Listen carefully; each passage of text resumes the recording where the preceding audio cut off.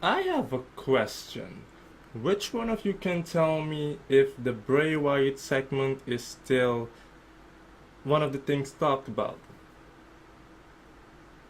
I'm sorry, what's that? No? People already forgot about it? Really? Guess, yeah, that's what I thought, because apparently the final deletion is still being talked about today. Okay, so all of you TNA haters can delete, delete, delete. I just deleted your asses. Okay? And then you have these these WWF fans be like, oh, Ring of Honor would be nothing without the Japanese wrestlers. Well, guess what? WWE would be shit without these indie wrestlers, so fuck all of you. Okay? Go suck Vince McMahon and Triple H as their dick. Getting sick and tired of these fucking WWE dickheads stuck in their fucking bubble. Like, seriously. Anyways, welcome to your TNA review. And I knew you'd come. First of all, I want to give a quick shout out to King of the Mountain Podcast, yeah. I want to give a shout out to Sharia, aka Sister Nero, you know what's up. And also my homie, TNA Mafia, and including the people on Facebook. There is a group on Facebook called Fans of TNA. Some of the people in that group watch my videos, so shout out to them. Keep in mind it's on YouTube, not Twitter, so yeah, I just wanted to give a quick shout out. So let's get this thing popping. The show opens up with Jeff Hardy and Matt Hardy. You know, right now, I'm at a point where it's like, I don't care if TNA were to show the old segments of these two guys, because it's so hilarious, it's so refreshing, so new, and so fucking good that I really don't care if it's old, new. If you ask me, any Impact show can start with a segment like this. Like, seriously, that's how fucking good and entertaining it is. That's how much I fucking love it. It's like, you know, it's like a movie that's so really damn good that you don't care if it's or no, if it has become old. You're gonna watch it again and again and again because it's so damn good. And that's how these segments with Brother Nero and Broken Matt Hardy is to me. You know, it's so fucking good and it's so entertaining that I enjoy it to the max. That this is one of the things that has TNA going right now. Like, definitely, this thing put TNA on the map. Speaking of on the map, TNA was trending last night. All the way here in South America, and because usually when it trends, it only trends inside of USA, but it was trending all the way over here, so that is a big thing for TNA, you know. Which besides, TNA has been doing really, really good. They have been getting a lot of positive feedback and all of that, except of course for the WWE bubble, but fuck them, we don't need them, you know what I mean. But yeah, show opens up with them basically at this park where Jeff Hardy does his stunts. Matt Hardy tells him how he's gonna break him even more, this and that, insulting him, and then he also dares Jeff Hardy to make a jump.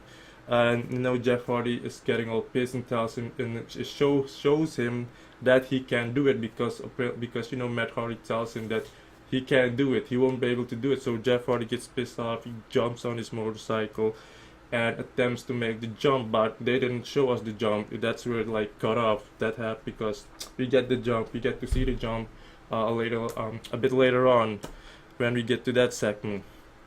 And then the show starts up with Bobby Lashley, the Destroyer. Bobby Lashley says he beats people on a regular basis, and that's why he's the TNA World Heavyweight Champion. He does have a problem when people come into his company and stick their nose into his business, because he should be the X Division also. Tonight against Eddie, I will beat him up and win the X Division Championship. And then he starts insulting Moose by saying that Moose is a so-called athlete that played in the NFL and thinks he can stick his nose in his business. Then he continues saying that I don't put on a helmet, shoulder pads, and a bunch of protective equipment to call myself a man. I knock people out with my bare knuckle or destroy people. And then he calls out Moose. But Mike Bennett was the first one that came out. Mike says he can do or say whatever he wants because of that big man he brought that beat your ass. I am sick and tired of this company screwing me over.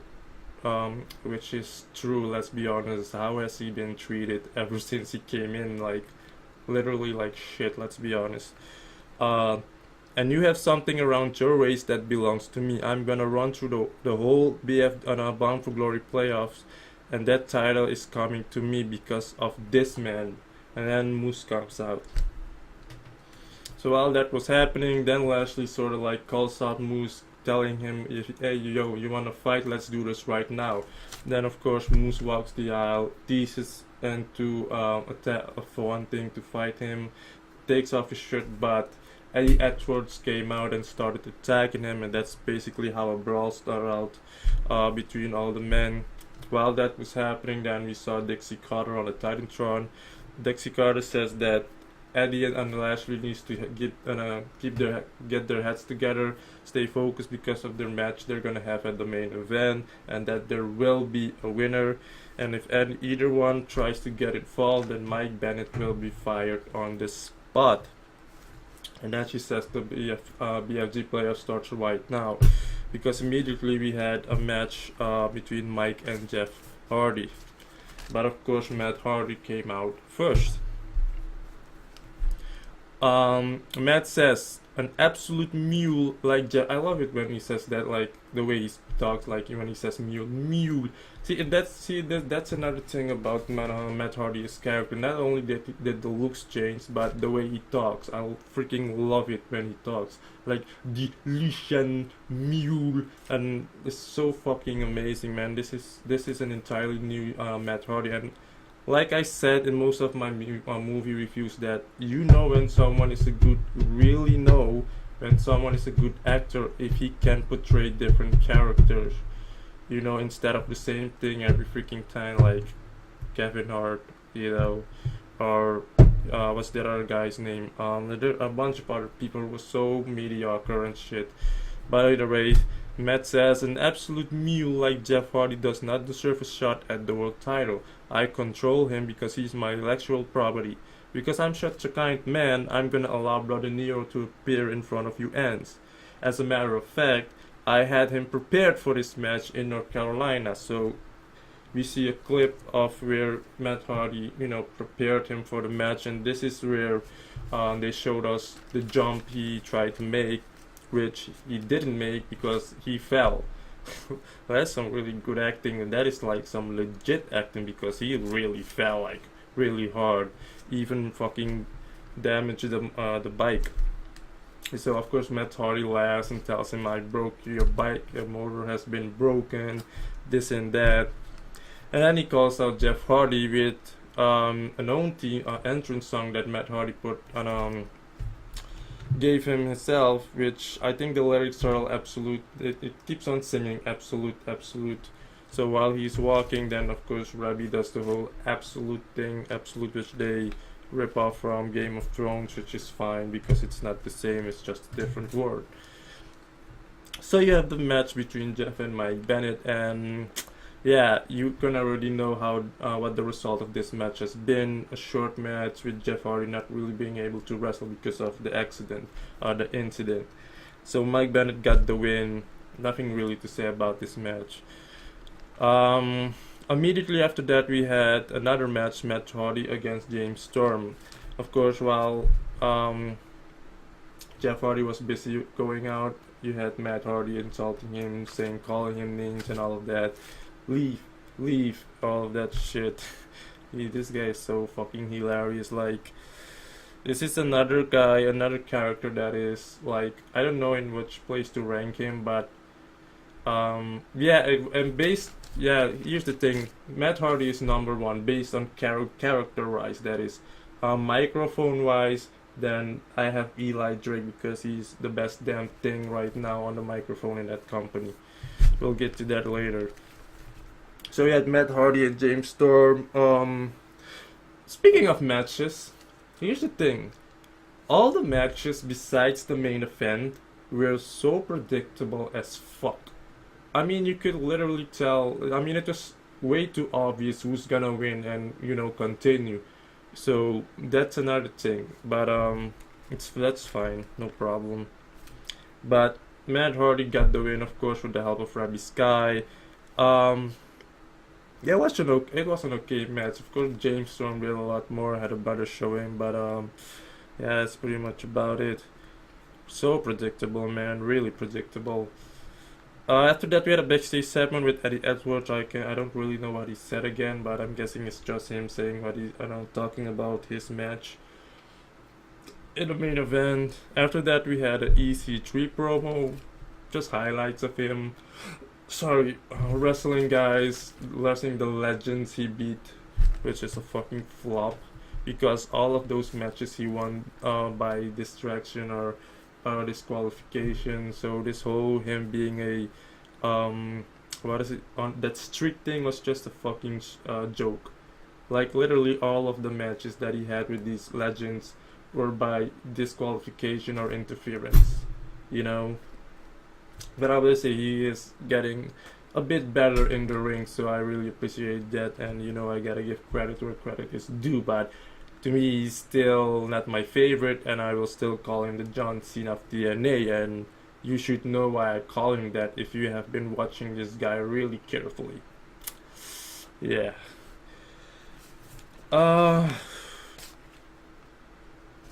After that, we had another backstage segment. Moose and Mike Bennett, basically, they're pissed off.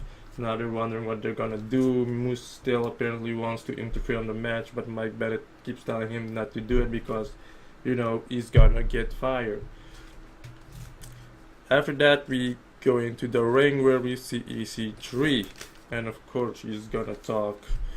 I'm gonna paraphrase this part real quick.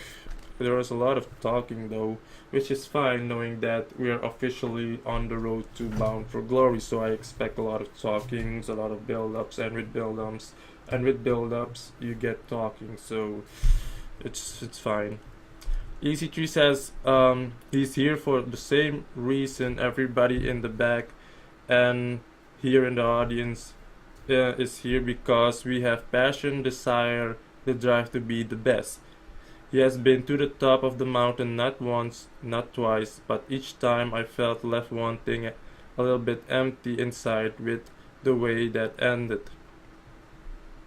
But not this time, because in the Bound for Glory playoffs, I'm going all the way to the Bound for Glory, because all the way to Bound for Glory, because at Bound for Glory, EC3 becomes champion.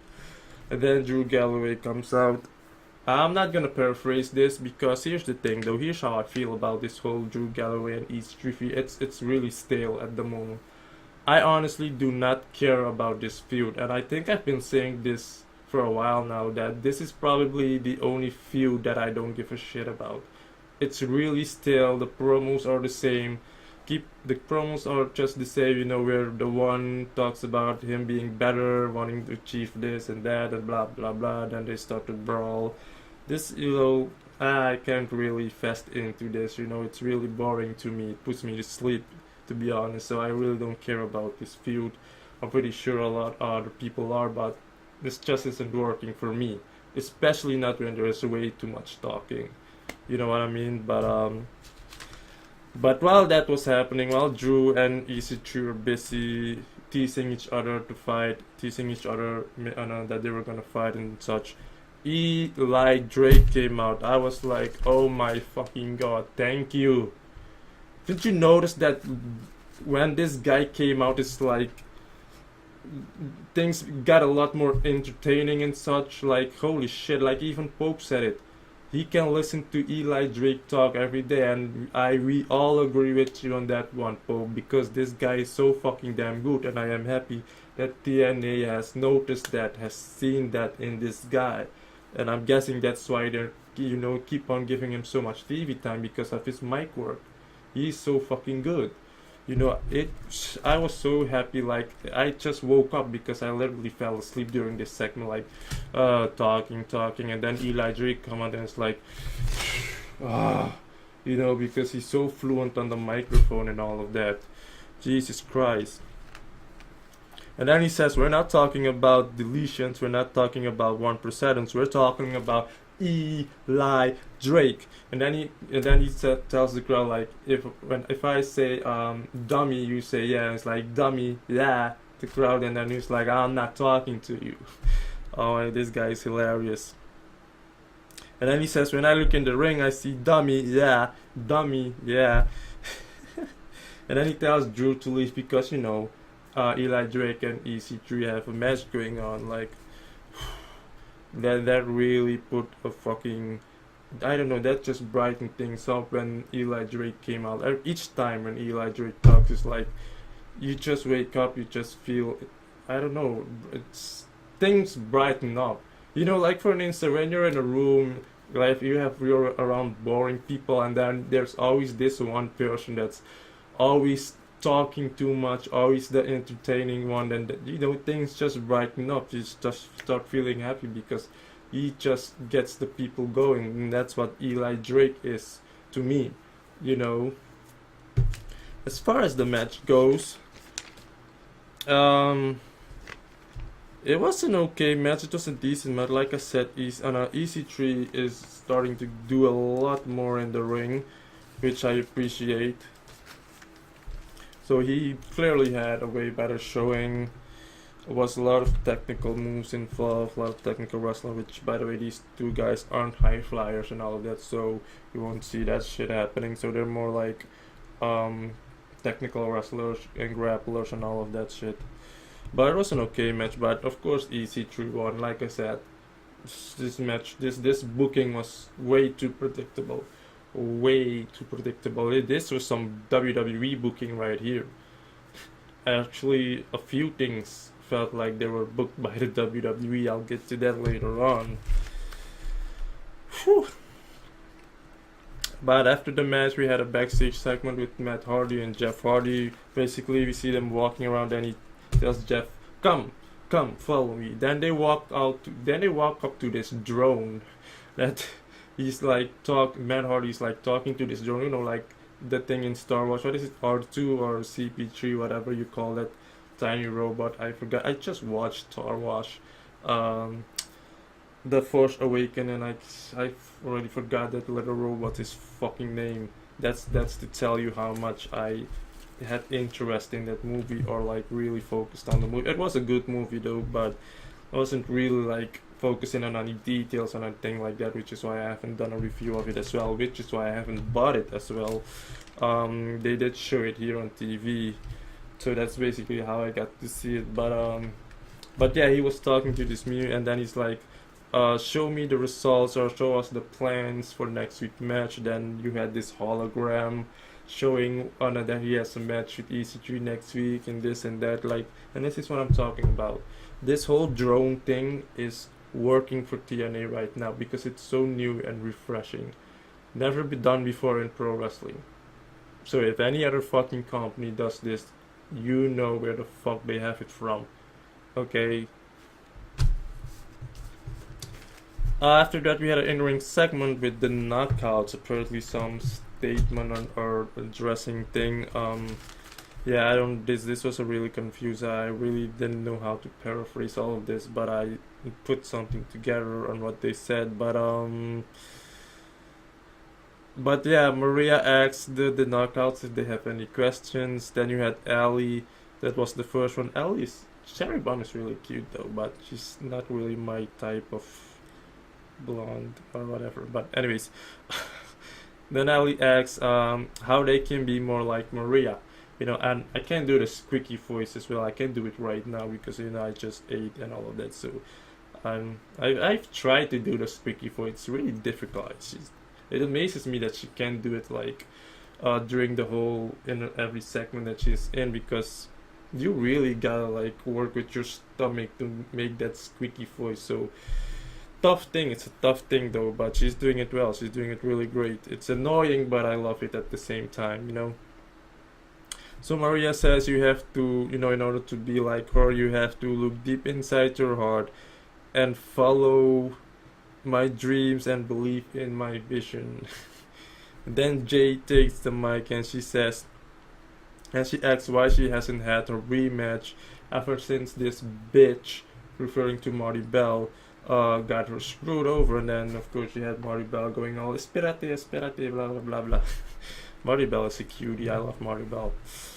And then Gail took the mic and she was like, Maria is just scared, and saying Maria is scared to wrestle Gail because her hand is still broken and all of that.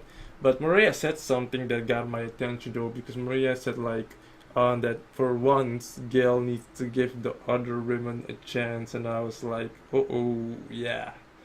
Like I said in my review last week, that at this point I don't want Gail Kim to win any title. She should be passing the torch. She should be putting people over right now. She should not win any title. It's like, seriously, like, relax for a bit, Gail Kim.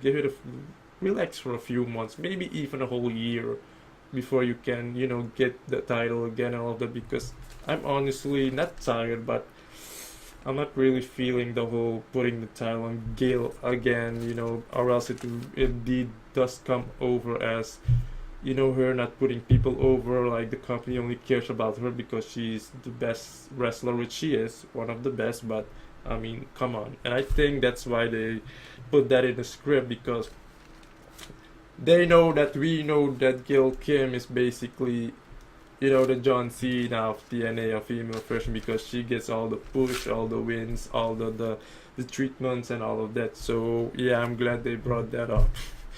Okay. Like, she should be putting people over, come on.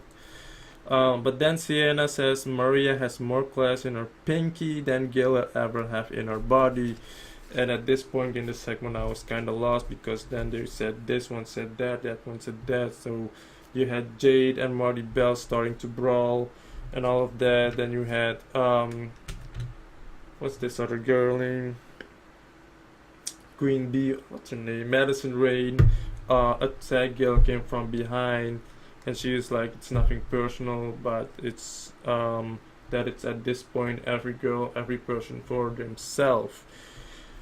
So that was that segment, and on Twitter I saw that next week it's gonna be Madison Rayne versus Gail Kim, which we have seen so many times by now. I think the best match Madison Rayne had with Gail, of course there were other ones, but was the one at the lockdown. I don't know if it was last year or in 2014, where you had lockdown, where every match was in the steel cage, where you even had the women that had to fight in the steel cage, and that was like, one of them was Madison Rayne against Gail Kim. That one was a really good one. I think then you had like Madison kind of like did a cutter to Gail Kim on the ropes. That was really fucking awesome. But after that we had a match between Drew Galloway and Bram. Before that we did get a little backstage segment with Rosemary again. They were flirting and this and that. Like I said, I asked myself if this is a tease. Are they teasing Rosemary getting out of Decay, or are they still going to go with the whole Bram joining Decay? But I think I have a feeling they're gonna go with Rosemary stepping out of Decay, because she mentioned how Rosemary is also having changes and all of that. So I'm guessing it's a tease that she's gonna go out of Decay, but we'll see. After that we had the main event. This was a good main event. This was a really good main event. They wrestled like literally, I would say 25 minutes. This was a real main event, a real championship match. 25 minutes. That's the type of duration you have on indie shows, or matches where you have matches of 50 minutes, 20 minutes, have sometimes even a half in an hour. And that is what this main event was. Which is why it was so good, because enough time was given in this match.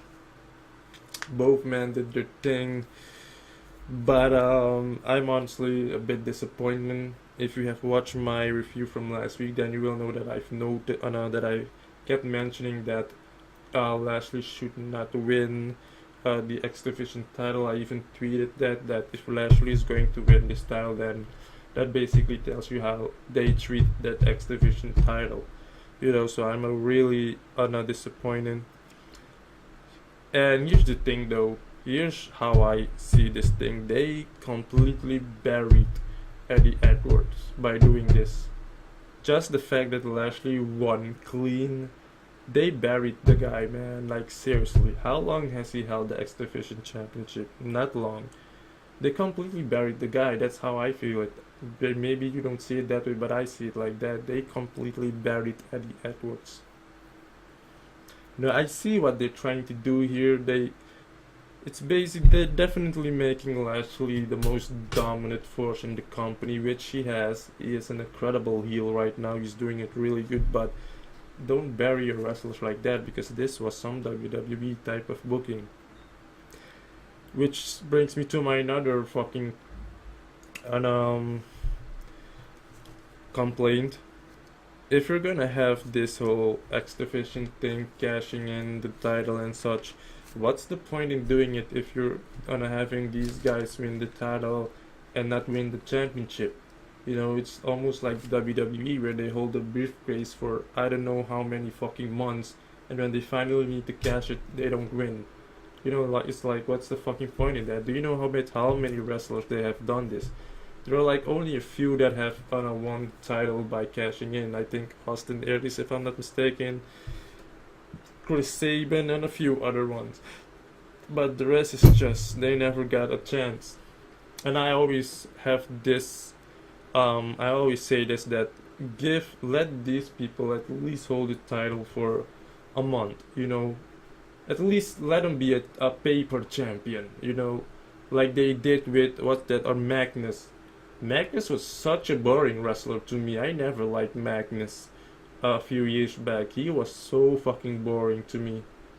I honestly had no idea what people saw in the guy. It was really a big mistake when they put that title on Magnus. He was a boring champion, like, for real, you know.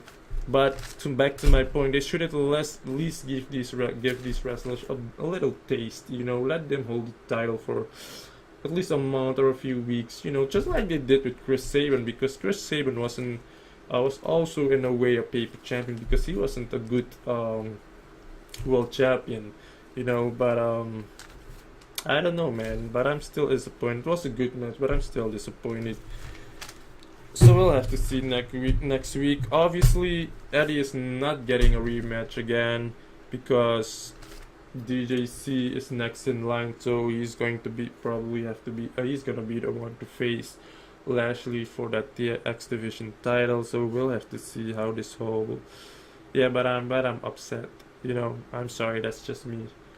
But it was a good fucking main event, and it was an okay show overall. The drone thing's just fucking hilarious. Really good shit that TNA is doing right now. So, like, and again, these TNA haters can suck my dick, okay? Like, fuck off, seriously, okay? Do your shit, we do our shit, okay? But that's about it. That's the review, you know. Thank you for watching, hopefully all the way till the end, because you never know if I might do something crazy in the middle of the video or whatever, you know. But thank you for watching, and I will see you hopefully next week for another review. I bought the Batman vs Superman Ultimate Edition. I should expect it next week already, because I did air shipping, so it's gonna come here a lot sooner. And yeah, I can't wait for it to watch it and do a review of it, see what this whole why people didn't like it and all of that. So I'm gonna have to see it myself and give my own perspective and opinion on it. So look out for that. And yeah, thank you for watching. See you next week, guys. And if you're broken, try to fix yourself. And if you can fix yourself, well, then what can't be fixed should stay broken or not fixed. I don't know. The fuck. See you guys later.